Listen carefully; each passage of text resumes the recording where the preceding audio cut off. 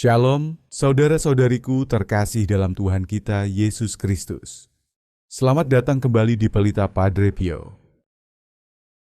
Pernahkah Anda bertanya-tanya apa yang terjadi pada jiwa Anda saat tubuh Anda menyerah pada tidur? Apakah Anda hanya melihat kegelapan saat memejamkan mata? Ataukah ada dunia tak kasat mata yang terbangun di seandar Anda yang tidak dapat dirasakan oleh indera Anda? Padre Pio dari Pietrelcina melihat apa yang kebanyakan orang tidak pernah saksikan. Ia melihat malaikat-malaikat yang menjaga orang-orang yang sedang tidur. Dan apa yang ia ungkapkan mengubah segalanya yang Anda pikir Anda ketahui tentang istirahat, perlindungan, dan pertempuran tersembunyi yang diperjuangkan atas setiap jiwa manusia ketika kesadaran memudar dan tubuh terbaring tanpa pertahanan di malam hari. Padre Pio adalah seorang pria yang berjalan di antara dua dunia. Ia hidup dengan satu kaki di bumi, dan kaki lainnya menapak kuat di alam roh, di mana malaikat bergerak seperti api dan musuh berkeliaran seperti serigala di kegelapan. Sejak tahun-tahun awal hidupnya, Tuhan memberinya tidak hanya penglihatan akan malaikat pelindungnya sendiri, tetapi juga kemampuan untuk melihat malaikat yang ditugaskan kepada orang lain. Mereka bukanlah sosok jauh yang bercahaya lembut dalam lukisan devosi. Mereka adalah rekan yang nyata, aktif dan hadir, yang membawa doa melintasi jarak yang mustahil, yang melindungi jiwa dari serangan yang tak terlihat, dan yang berduka ketika orang yang mereka jaga menolak untuk mendengarkan. Padre Pio tidak berteori tentang malaikat. Ia hidup bersama mereka. Ia berbicara kepada mereka. Ia mengutus mereka untuk melakukan tugas dan menerima mereka sebagai utusan. Dan ketika malam tiba dan dunia hanyut dalam ketidaksadaran, Padre Pio melihat apa yang dilakukan para malaikat saat umat manusia tidur. Ia pernah memberitahu seorang putri spiritualnya, "Ketika engkau tidak bisa datang kepadaku, utuslah malaikatmu. Aku akan mengenalinya dari keharuman jiwamu." Mereka yang mengikuti nasihatnya bersaksi bahwa doa-doa mereka sampai kepadanya seketika, bahkan melintasi samudra, seolah-olah malaikat itu telah berbisik langsung ke telinganya selama misa. Namun, bukan hanya pesan yang dibawa oleh para malaikat. Padre Pio menyaksikan kewaspadaan mereka selama jam-jam yang paling rentan. Ketika jiwa tidak terjaga dan tubuh berbaring diam, apa yang ia lihat bukanlah kedamaian. Itu adalah peperangan.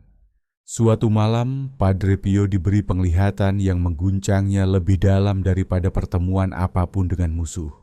Ia melihat seorang pria sedang tidur di tempat tidurnya. Kamar itu biasa saja.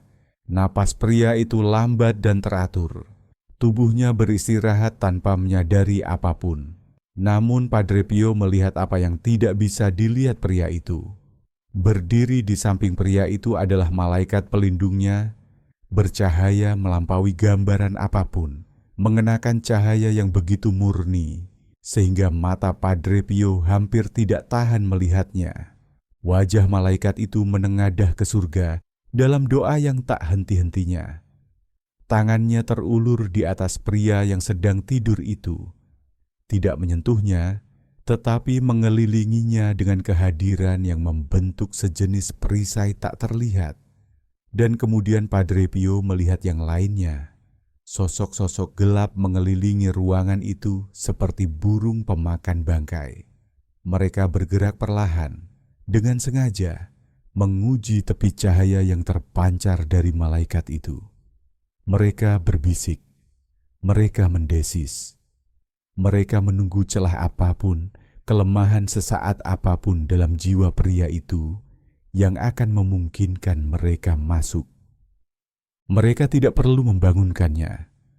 Mereka hanya perlu menanam benih, sebuah pemikiran, sebuah godaan, kerusakan halus yang akan mekar menjadi dosa ketika pagi tiba. Malaikat itu tidak bergerak. Ia tidak memukul musuh-musuh itu.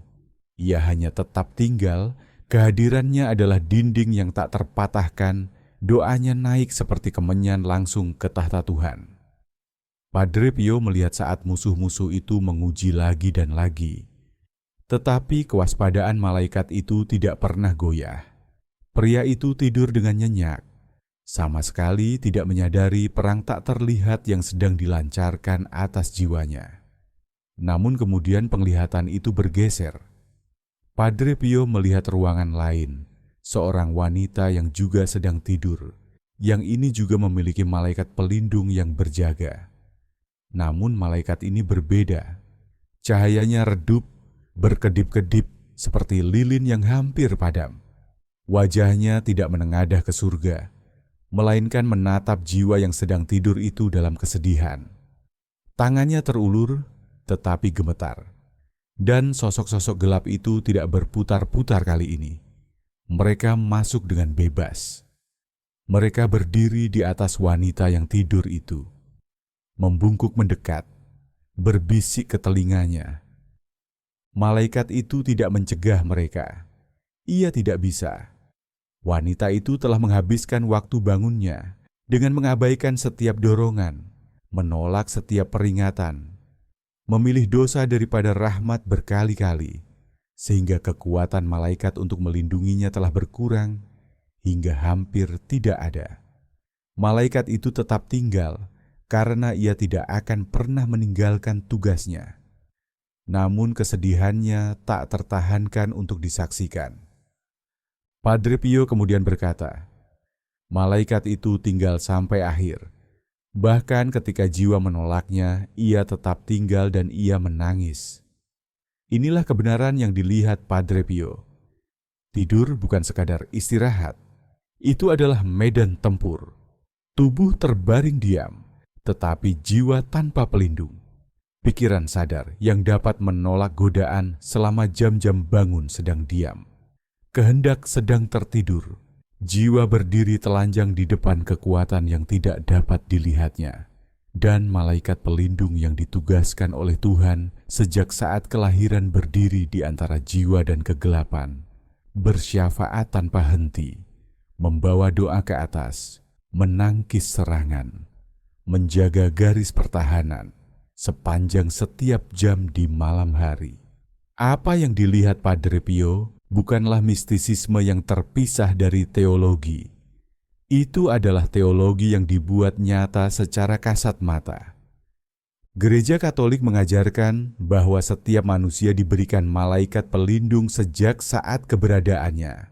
Ini bukan simbolis, ini bukan metaforis, ini adalah sebuah tugas, komisi ilahi yang diberikan oleh Tuhan sendiri kepada malaikat tertentu untuk jiwa tertentu.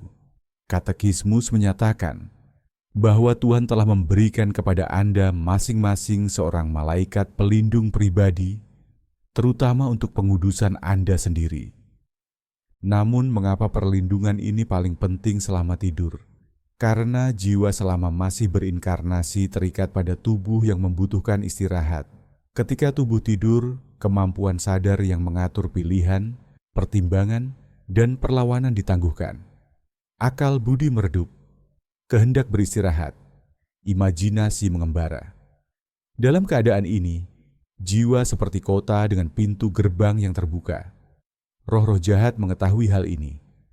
Mereka tidak perlu merasuki, mereka tidak perlu menampakkan diri secara kasat mata. Mereka hanya perlu berbisik. Sebuah pikiran selama tidur bisa menjadi kebiasaan saat bangun. Sebuah godaan yang ditanam di alam bawah sadar dapat berakar dan tumbuh menjadi pola dosa yang diyakini orang tersebut berasal dari dalam dirinya sendiri.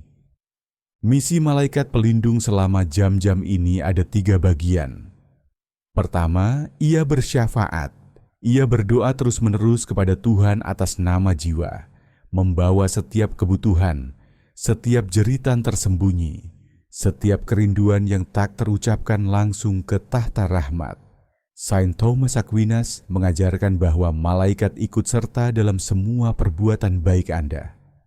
Artinya, mereka tidak sekadar mengamati, Mereka secara aktif bekerja sama dengan setiap gerakan menuju Tuhan.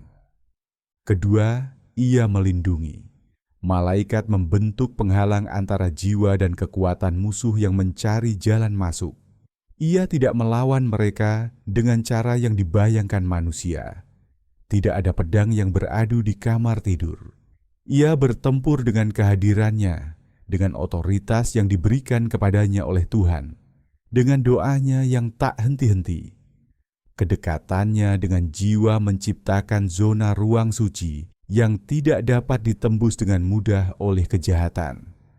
Ketiga, ia membimbing. Bahkan dalam tidur, jiwa dapat ditarik lebih dekat kepada Tuhan. Mimpi yang menghibur, kenangan yang menyembuhkan, inspirasi yang datang saat bangun tidur. Ini seringkali merupakan pekerjaan malaikat yang telah membimbing gerakan jiwa bahkan dalam ketidaksadaran. Namun inilah kebenaran yang tak tertahankan yang disaksikan Padre Pio. Kekuatan malaikat itu tidak terbatas. Itu dikondisikan oleh kerja sama jiwa tersebut. Sebuah jiwa yang secara konsisten menolak rahmat, yang memilih dosa dengan sengaja, yang membungkam dorongan hati nurani selama jam-jam bangun, memperlemah kemampuan malaikat untuk melindungi selama tidur. Malaikat itu tidak meninggalkan jiwa tersebut. Itu mustahil. Ia terikat pada misinya sampai kematian. Namun kapasitasnya untuk membentengi, membimbing dan bersyafaat secara efektif berkurang.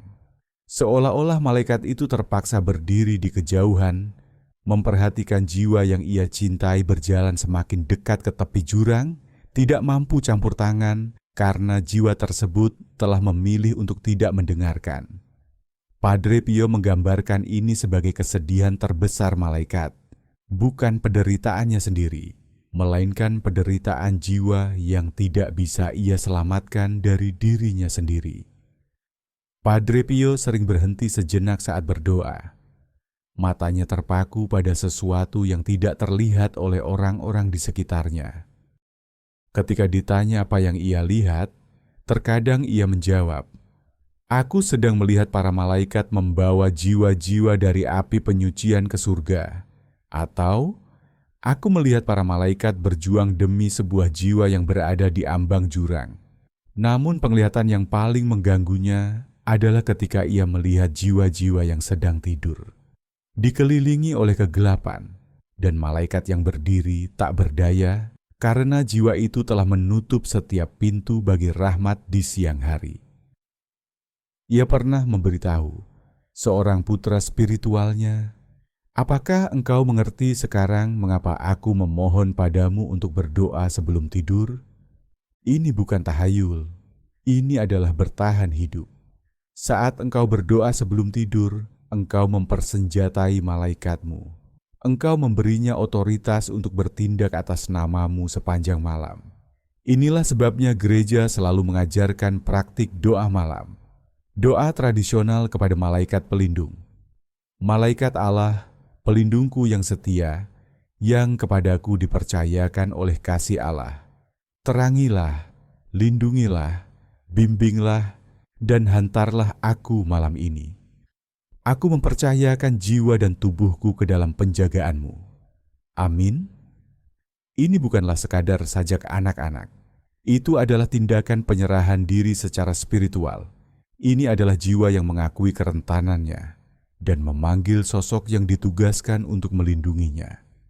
Ketika seseorang mendoakan doa ini, otoritas malaikat diperkuat. Musuh-musuh yang berkeliaran di ambang pintu jiwa yang sedang tidur menemukan akses mereka terhalang bukan oleh malaikat itu sendiri, tetapi oleh malaikat yang diberdayakan oleh tindakan iman jiwa tersebut. Padre Pio melihat dimensi lain dari kenyataan ini yang jarang dipertimbangkan orang. Ia melihat bahwa kualitas pikiran seseorang di siang hari menentukan suasana tidur mereka. Jiwa yang menghabiskan hari dalam gosip, dendam, nafsu, iri, dengki, kemarahan atau kesombongan, pergi tidur dengan membawa residu spiritual tersebut. Pikiran mungkin beristirahat, tetapi jiwa ternoda. Malaikat dapat melindungi jiwa dari serangan luar, tetapi ia tidak dapat membersihkan apa yang telah dipilih oleh jiwa itu sendiri untuk ditampung. Pikiran-pikiran ini menjadi titik masuk. Musuh tidak perlu memaksa masuk. Mereka diundang oleh dosa-dosa jiwa itu sendiri yang tidak disesali. Malaikat berjaga, tetapi pertempuran sudah kalah dari dalam. Inilah sebabnya Padre Pio bersikeras pada pemeriksaan batin sebelum tidur, bukan sebagai aturan, melainkan sebagai kebersihan spiritual. Jiwa yang mengakui kegagalannya kepada Tuhan, yang bertobat dengan tulus, yang mempercayakan dirinya pada kerahiman sebelum menutup matanya, akan bangun dalam keadaan rahmat. Pekerjaan malaikat tidak terhalang. Musuh tidak menemukan pijakan. Malam menjadi bukan medan tempur, melainkan tempat kudus. Salah satu ajaran paling luar biasa dari Padre Pio adalah ini. Malaikat mengenali jiwa dari keharuman rohaninya. Ia menulis, "Ketika engkau mengirim malaikatmu kepadaku, aku akan mengenalinya dari keharuman jiwamu." Apa artinya ini? Ini berarti setiap jiwa memancarkan sejenis aroma spiritual yang dapat dirasakan oleh para malaikat. Jiwa dalam keadaan rahmat memancarkan kemanisan yang menarik para malaikat dan memukul mundur musuh. Jiwa dalam dosa berat memancarkan bau busuk yang disesali para malaikat dan dikejar oleh para musuh. Ini bukan metafora. Padre Pio menggambarkannya sebagai kenyataan spiritual yang harfiah. Ia bisa tahu kapan malaikat seseorang tiba membawa pesan karena ia bisa merasakan kemurnian atau kerusakan jiwa yang telah mengutusnya. Selama malam ketika jiwa tidur, keharuman ini entah mengundang atau memukul mundur. Jiwa yang telah berdoa, yang telah hidup dalam cinta kasih, yang telah menolak dosa di siang hari, tidur dikelilingi oleh semacam atmosfer spiritual yang dapat dikerjakan malaikat dengan mudah di dalamnya. Musuh-musuh ditolaknya dengan hal itu. Mereka tidak tahan berada di dekat jiwa yang menyerupai Kristus, tetapi jiwa yang telah menghabiskan hari dalam keegoisan, kekejaman, atau ketidaksucian tidur dalam kabut spiritual. Malaikat itu masih hadir, tetapi pekerjaannya seperti mencoba membawa cahaya menembus asap tebal. Musuh-musuh bergerak bebas karena jiwa telah memberi mereka izin melalui pilihan-pilihannya. Padre Pio pernah berkata, "Jika orang-orang mengerti apa yang mereka lakukan terhadap malaikat mereka melalui dosa-dosa mereka, mereka akan menangis siang dan malam." Inilah sebabnya para kudus selalu mengajarkan bahwa keadaan jiwa pada saat tidur menggambarkan keadaan jiwa pada saat kematian. Tidur adalah latihan untuk kematian. Tubuh menjadi diam. Kehendak sadar ditangguhkan. Jiwa berdiri di hadapan Tuhan. Pertahanannya diturunkan, kebenarannya terungkap. Jika jiwa telah hidup dalam rahmat, malaikat membawanya dengan lembut sepanjang malam, dan kematian akan sama saja, pembawaan yang lembut ke dalam hadirat Tuhan. Tetapi jika jiwa telah hidup dalam dosa, malam itu adalah perjuangan, dan kematian akan menjadi teror. Ini bukan hukuman, ini adalah konsekuensi. Jiwa menjadi apa yang telah ia pilih untuk menjadi, dan malaikat hanya bisa menemani, bukan memaksa. Ajaran Padre Pio tentang malaikat pelindung selama tidur pada akhirnya adalah ajaran tentang kasih. Malaikat tidak melindungi jiwa karena jiwa itu layak. Ia melindunginya karena Tuhan mencintainya. Malaikat tidak bersyafaat karena jiwa itu berterima kasih. Ia bersyafaat karena itulah misinya. Malaikat tidak meninggalkan jiwa dalam dosanya karena Tuhan tidak meninggalkan Anda. Inilah misteri kerahiman ilahi. Bahkan ketika jiwa memilih kegelapan, Tuhan menugaskan makhluk cahaya murni untuk berdiri di sampingnya, menunggu, berharap, berdoa agar jiwa itu berbalik kembali. Padre Pio melihat ini dan menangis. Ia melihat kesabaran para malaikat. Ia melihat kesedihan para malaikat. Ia melihat kasih yang gigih, tak kenal lelah, dan tanpa henti dari para malaikat yang tidak pernah tidur, yang tidak pernah merasa letih, yang tidak pernah berhenti berjuang bagi jiwa-jiwa yang dipercayakan kepada mereka. Penerapan praktis dari ajaran ini sederhana namun mendalam. Sebelum Anda tidur, berdoalah, bukan karena kewajiban, tetapi karena kasih kepada malaikat yang akan berjaga atas Anda sepanjang malam. Periksalah batin Anda, akui dosa-dosa Anda, mintalah pengampunan, percayakan diri Anda kepada Tuhan, bicaralah kepada malaikat Anda dengan nama jika Anda mau. Atau cukup katakan, malaikat pelindung, aku mempercayaimu. Lindungilah aku malam ini, berdoalah untukku, bimbinglah aku. Doa ini bukan sihir, ini adalah kerjasama, ini adalah jiwa yang mengakui kebutuhannya dan memberdayakan malaikat untuk bertindak. Padre Pio berjanji bahwa setiap jiwa yang melakukan ini dengan setia akan bangun dalam kedamaian yang lebih besar, kejernihan yang lebih besar, kekuatan yang lebih besar. Pertempuran yang diperjuangkan selama malam tidak akan meninggalkan luka. Godaan yang ditanam tidak akan berakar. Pekerjaan malaikat akan efektif karena jiwa telah memberinya izin untuk bekerja. Dan ketika Anda bangun, berterima kasihlah kepada malaikat Anda. Akuilah kehadirannya. Jalani hari dengan cara yang menghormati Dia yang telah menjaga Anda. Hindari dosa-dosa yang memperlemah kemampuannya untuk melindungi Anda. Kembangkan kebajikan-kebajikan yang memperkuat misinya. Ingatlah bahwa Anda tidak menjalani hidup sendirian dari saat pembuahan hingga saat kematian Anda. Sesosok makhluk cahaya yang diciptakan oleh Tuhan secara khusus untuk Anda. Berjalan di samping Anda. Bertempur untuk Anda. Berdoa untuk Anda, mencintai Anda dengan kasih yang tidak pernah gagal. Padre Pio melihat kebenaran ini. Ia menghidupinya, dan ia meninggal sambil membisikkan nama-nama mereka yang telah menemaninya melalui setiap malam dalam hidupnya. Yesus, Maria, malaikat. Apakah Anda mengerti sekarang apa yang terjadi saat Anda tidur? Apakah Anda memahami pertempuran tak terlihat yang diperjuangkan atas jiwa Anda setiap malam? Mari kita sapa penjaga surgawi kita di kolom komentar dengan menuliskan, malaikat pelindungku, jagalah aku malam ini. Sebagai bentuk kesadaran Anda akan kehadirannya, malaikat pelindung Anda tidak beristirahat. Ia tidak menjadi letih, ia tidak meninggalkan posisinya. Ia berdiri di antara Anda dan kegelapan, membawa nama Anda ke surga, membisikkan kebutuhan Anda kepada Tuhan, melindungi Anda dari kekuatan yang akan menghancurkan Anda. Dan ketika pagi tiba dan Anda bangun untuk menghadapi hari yang baru, itu adalah karena malaikat Anda telah menjaga garis pertahanan sepanjang malam. Ini bukan fantasi.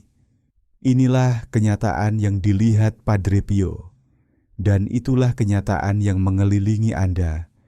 Entah Anda percaya atau tidak, setiap kali Anda memejamkan mata dan menyerahkan diri pada tidur. Jadikan setiap malam sebagai momen penyerahan diri yang suci. Ingatlah, Anda tidak pernah sendirian. Ada cahaya yang selalu menang atas kegelapan di sisi Anda. Biarkan malaikat pelindung Anda bekerja, biarkan Tuhan menjaga Anda, dan bangunlah esok hari sebagai jiwa yang baru dan lebih kuat.